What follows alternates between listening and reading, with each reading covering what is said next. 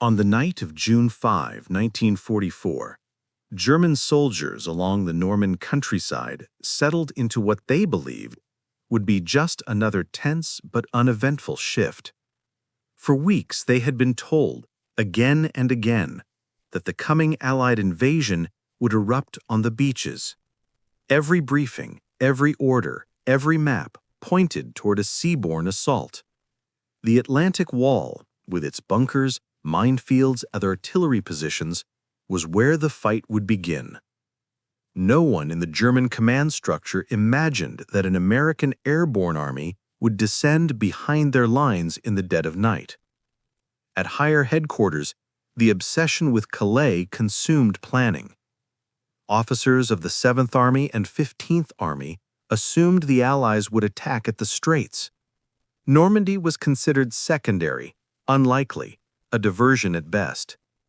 Even those officers who feared a drop of paratroopers believed it would be small, perhaps a reconnaissance element, maybe a sabotage team of a few dozen men, not a fully equipped corps-sized airborne force, and certainly not in the weather conditions unfolding that evening.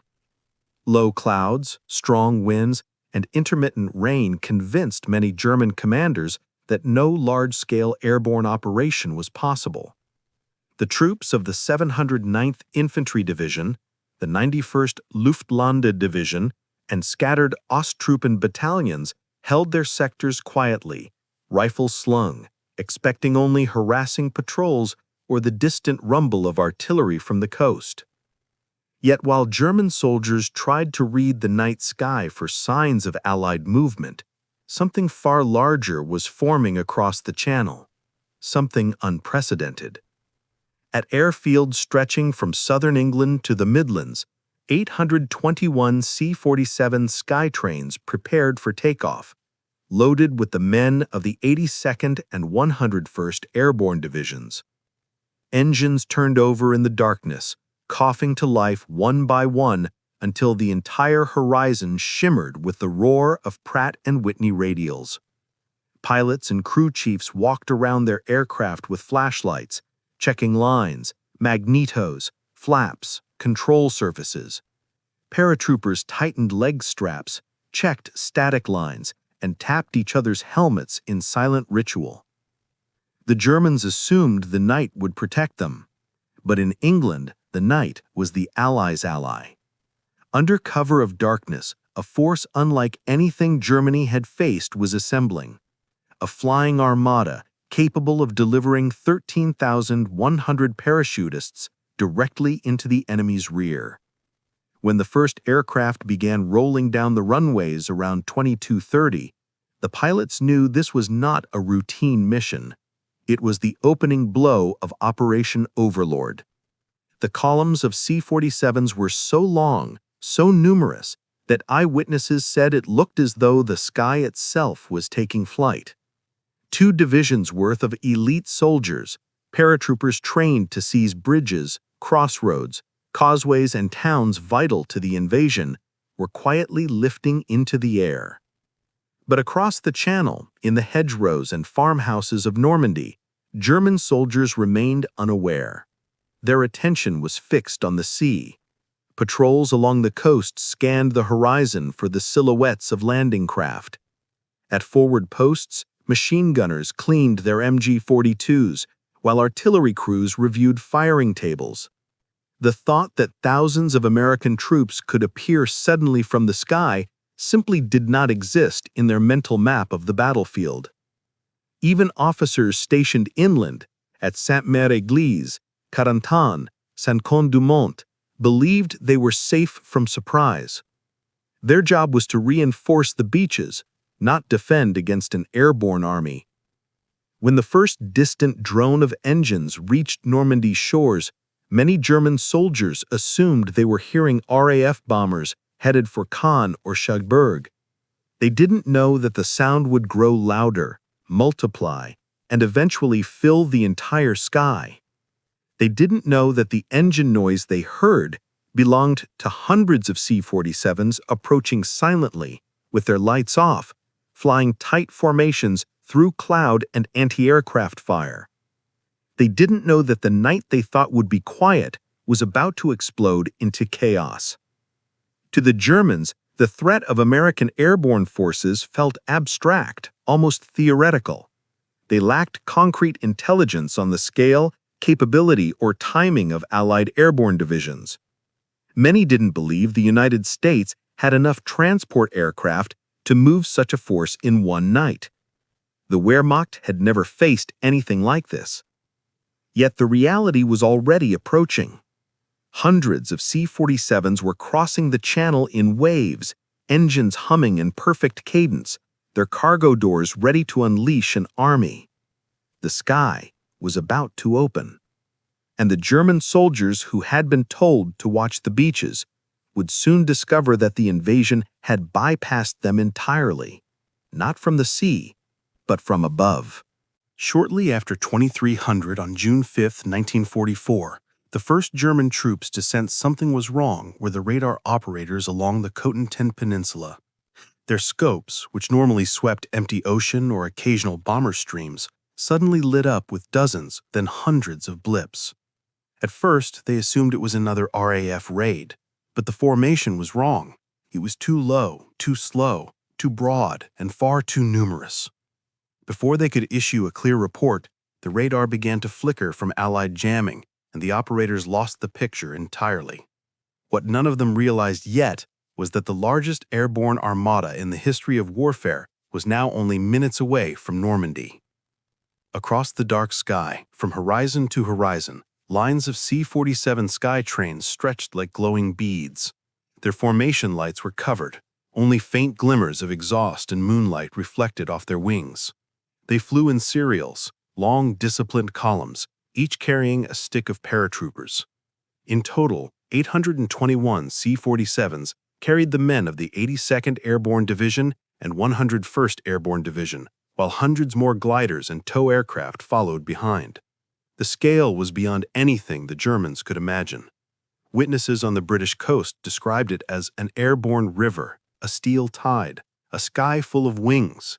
The sound alone was overwhelming, the combined drone of thousands of Pratt & Whitney engines rolling across the channel like a distant storm. Inside the cockpits, pilots fought darkness, turbulence, and thick cloud banks that stretched from 500 to 1,500 feet. Many flew entirely on instruments, trying to hold formation in near-zero visibility while anti-aircraft fire began to pulse from the French coastline. The C-47s bounced violently as bursts of flak exploded around them. Some aircraft were hit, holes punched through wings and fuselage, but they kept going. The mission was too important to break formation. Below, German troops in the 709th Infantry Division and 91st Luftland Division stared upward as the hum turned into a roar. At first, they saw nothing, just the sound of engines echoing off hedgerows and stone houses. Then the clouds thinned, silhouettes emerged.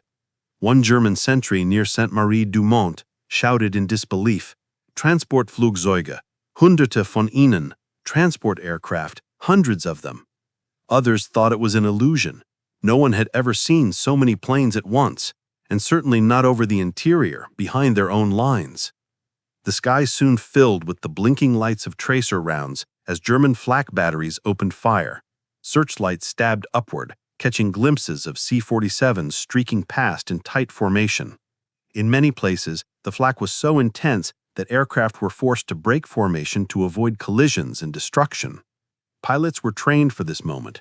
If split apart, they were to push ahead on approximate headings, drop zones be damned. The paratroopers would figure it out once they were on the ground.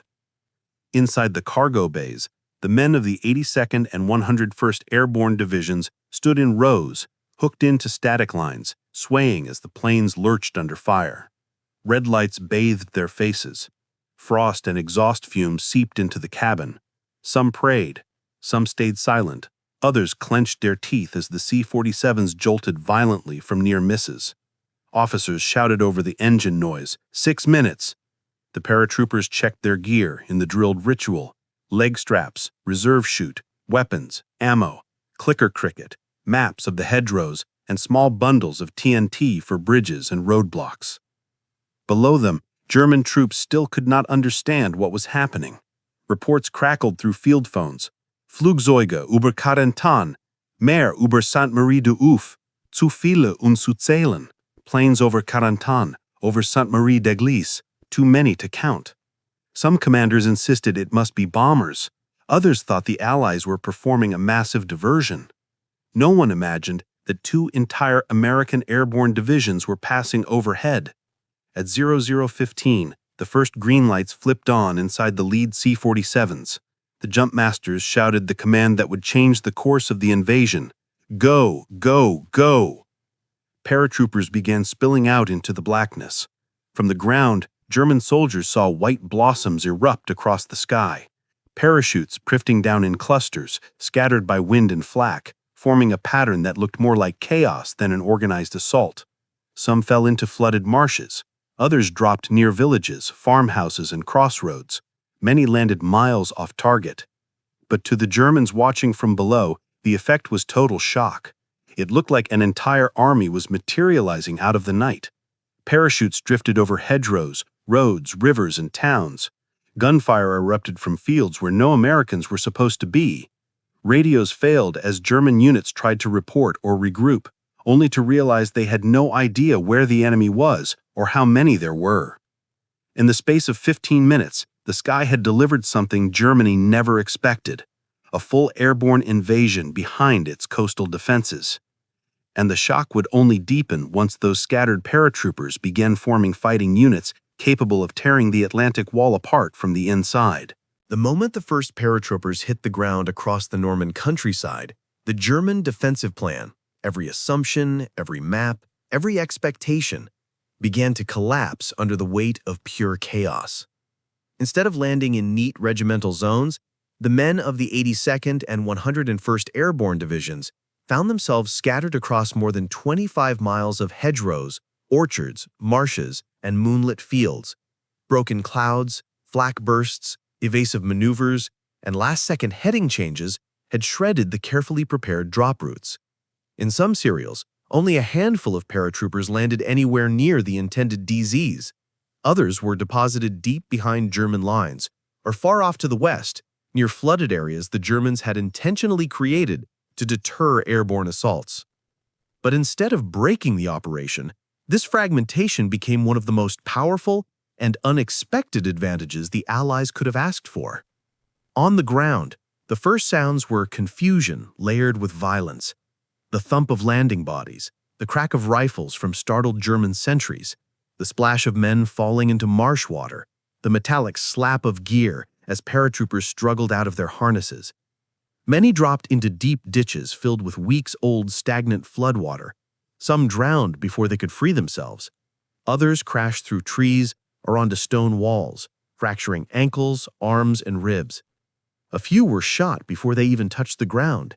And yet, scattered as they were, the paratroopers responded exactly as their training demanded: get to cover, form a group, any group, and move toward an objective, whether original or improvised. The Germans expected paratroopers to panic if dispersed. Instead, small American units began forming within minutes. 3 men from different companies might link up and start heading toward a road junction. A squad separated from its platoon might assault a farmhouse believed to hold a radio operator. Officers and NCOs didn't wait to assemble perfect formations. They grabbed whoever they could find and moved. The doctrine drilled into every airborne soldier emphasized initiative over rigidity. If one objective was impossible, they hit another. If they couldn't find their own unit, they joined someone else's. Every paratrooper carried a map, a compass, and clear understanding of the terrain around Utah Beach and the Cotentin. German reactions varied wildly, because nothing they were seeing matched anything in their training. In the flooded fields west of Sainte Marie du Mont, patrols from the 709th Division stumbled across clusters of paratroopers wading through waist-deep water. The sound of clicker crickets, the small signaling devices issued to the 101st, confused German soldiers, who mistook the noises for insects or mechanical faults. In the darkness, firefights erupted at point-blank range. A single squad of American airborne troops could pin down an entire German platoon simply because the Germans didn't understand the scale of the drop and feared larger enemy forces lurking nearby. Meanwhile, in Sainte-Mère-Église, disaster struck and then turned into a historic opportunity. A flare-lit house fire illuminated the entire town, just as a stick of paratroopers from the 505th PIR drifted directly over the village square. German troops shot several in the air. One, John Steele, became famously snagged on the church steeple. But the rest regrouped, struck from the shadows, and by dawn had seized the town, making Sainte-Mère-Église the first liberated French town of Operation Overlord. Farther south, elements of the 101st Airborne landed near the vital causeways leading off Utah Beach. These narrow exits over marshland were essential to the seaborne troops who would land after sunrise.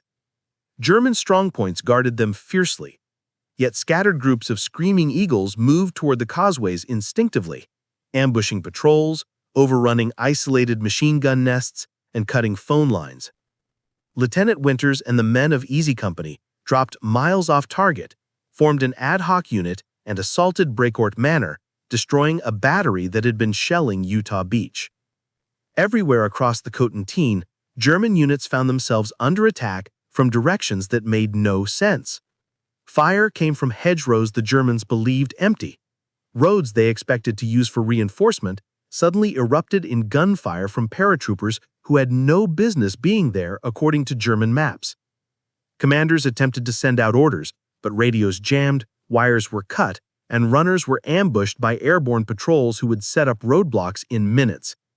By 3 a.m., the German 91st Luftlande Division, responsible for much of the inland defense, had lost all coherence. Its commanders didn't know where their own companies were, much less the enemy's. Reports came in describing paratroopers near Saint-Côme-du-Mont, near Foucarville, near La Barquette, and even near areas considered impossible to reach. One officer said bitterly, "Die Amerikaner fallen wie Regen." The Americans are falling like rain. And the C-47s continued to come, wave after wave, passing overhead, dropping more sticks of paratroopers in every direction. The Germans had prepared for a linear battle, for a beach assault that would sweep inland in predictable patterns. Instead, in just a few dark hours, the C-47s had delivered an entire army behind their lines, shattering any sense of control or spatial awareness. By dawn, thousands of Americans were scattered across Normandy, disorganized, bruised, often lost, but already forming lethal pockets of resistance that were cutting the German defense from the inside.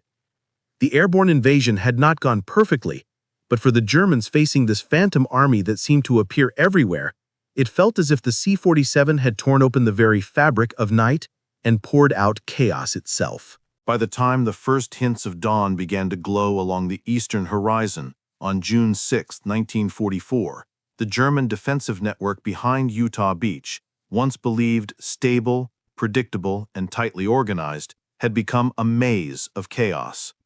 The drops had been scattered, units had been fractured, objectives had been confused. But the paratroopers of the 82nd and 101st Airborne did what they had trained to do: operate as small, lethal, self-directed combat teams. And as these scattered elements began to converge, the German command structure began to break apart even faster. From Sainte-Mère-Église to Saint-Côme-du-Mont, the night echoed with the crack of rifles, the ripping bursts of Thompson submachine guns, and the sharp blasts of gammon bombs and TNT bundles hurled into culverts and roadblocks. German patrols that attempted to establish contact with their own companies found roads cut off by Americans who had landed hours earlier. A single squad of airborne troops could deny an entire infantry company access to a crossroads, and there were dozens of these squads everywhere. At La Barquette Lock, a critical point controlling the floodwaters south of Carentan, paratroopers from the 502nd PIR seized the lock after crashing through German lines in small groups. By holding it, they prevented German engineers from manipulating the marshes to isolate Utah Beach. The Germans counterattacked repeatedly but could not dislodge the small airborne force anchoring the position. Farther north, around Sainte-Mère-Église, the 82nd Airborne consolidated its hold on the town.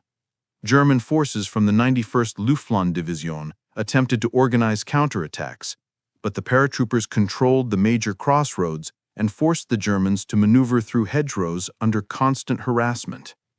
The mere presence of American paratroopers in the town had cut German lateral movement between Utah Beach and the interior, and the German senior commanders could not tell whether the Americans held it in platoon strength or battalion strength. They only knew the town had slipped from their grasp before daylight. The situation grew worse in the fields near Poupeville and Causeway No. 1, where elements of the 101st Airborne attacked and cleared German strongpoints guarding the exits from Utah Beach.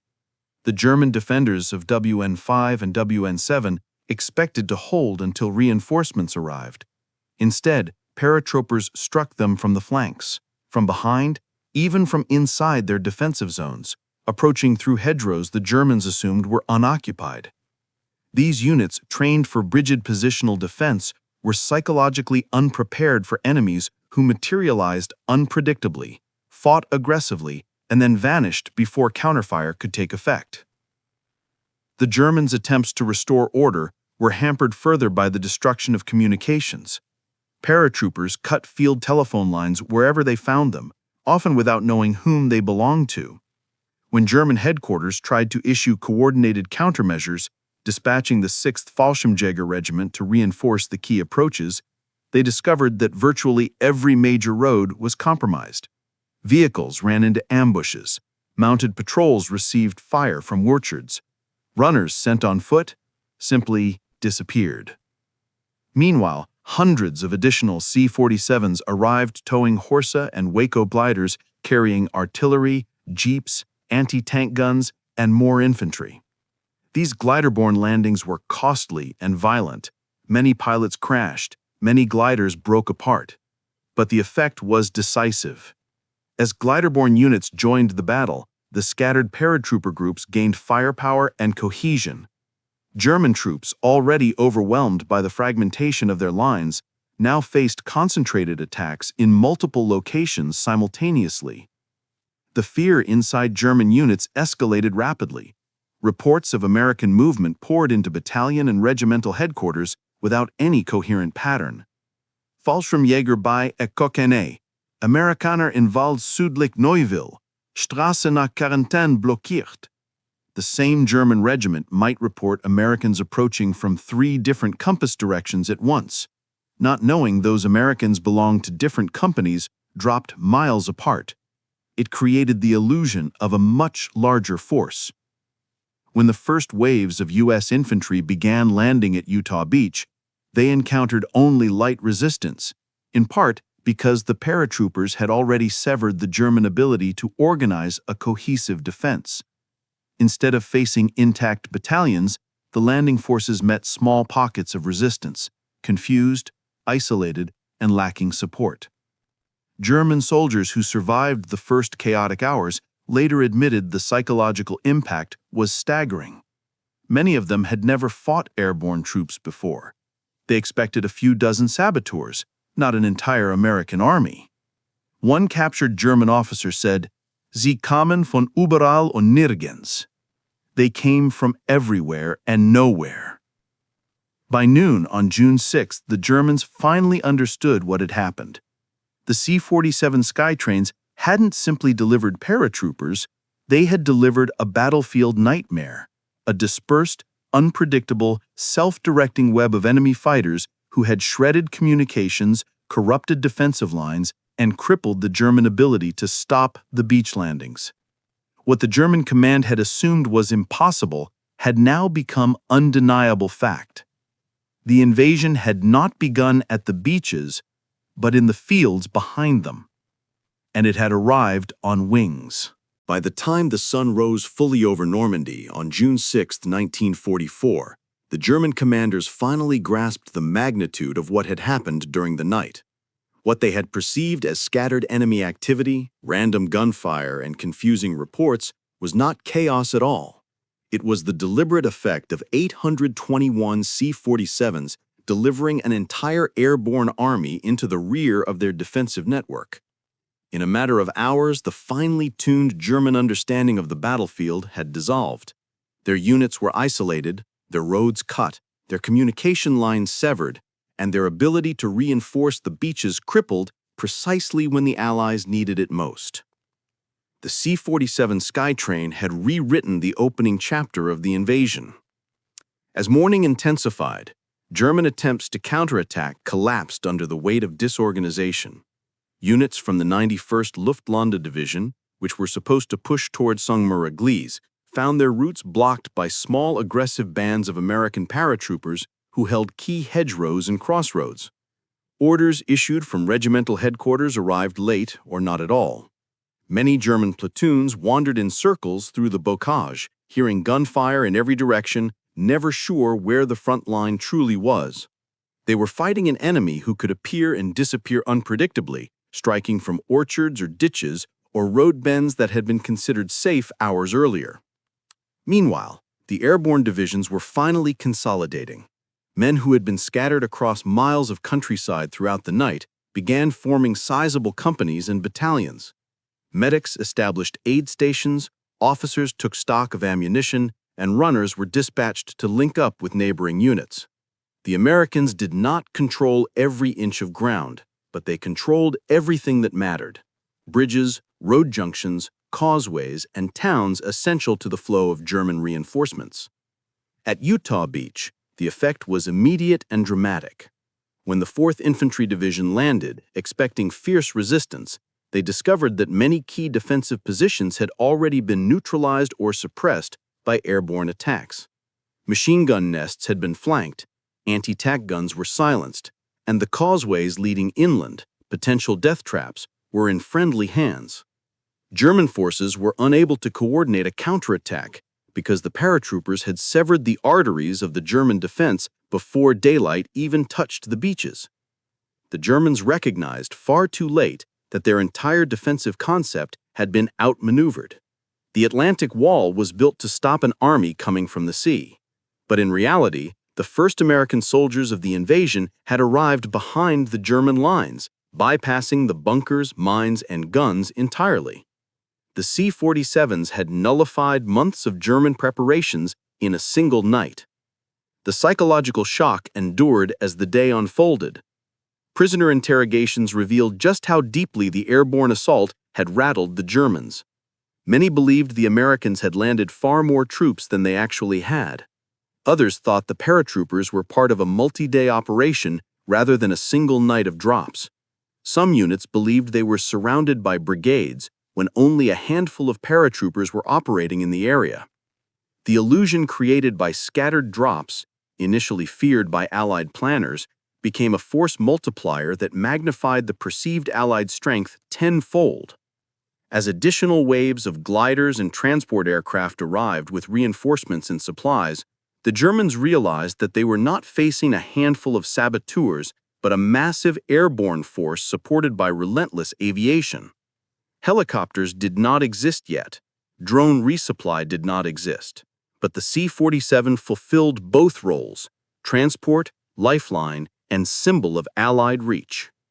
By the end of June 6th, the paratroopers had secured Sainte-Mère-Église, blocked the German approach to Utah Beach, held the La Barquette Lock, and maintained pressure around Carentan. These achievements were not isolated tactics. They were decisive victories that ensured the larger Overlord landings would succeed. Historians would later say that if the C-47 had failed, the beaches could have turned into slaughterhouses. If the airborne drops had collapsed, Utah might have been cut off. German armor could have reached the beaches before Allied forces established defensive lines. The invasion might have faltered. The war in Western Europe might have stretched far longer. But that is not what happened. What happened was this. In the span of a few hours, under darkness and flak and clouds, the C-47 Skytrain had delivered the equivalent of a small army, 13,100 American airborne troops, into the heart of the German rear. They shattered the coherence of the defense before the first landing craft ever touched sand. They turned the Germans' greatest advantage, the Atlantic Wall, into a hollow shell by striking from the inside. By dawn, German soldiers who had spent years training to repel a frontal assault stared in disbelief at the chaos unfolding around them. The battle had not begun on the beaches as they expected. It had begun in the fields behind them, brought there by an aircraft they had underestimated, arriving in numbers they had never imagined, and delivering destruction from the sky with precision and speed. For the German defenders of Normandy, it was the moment they realized the sky itself had been weaponized. And the instrument of that shock, the plane that brought an entire army out of thin air, was the C-47 Skytrain.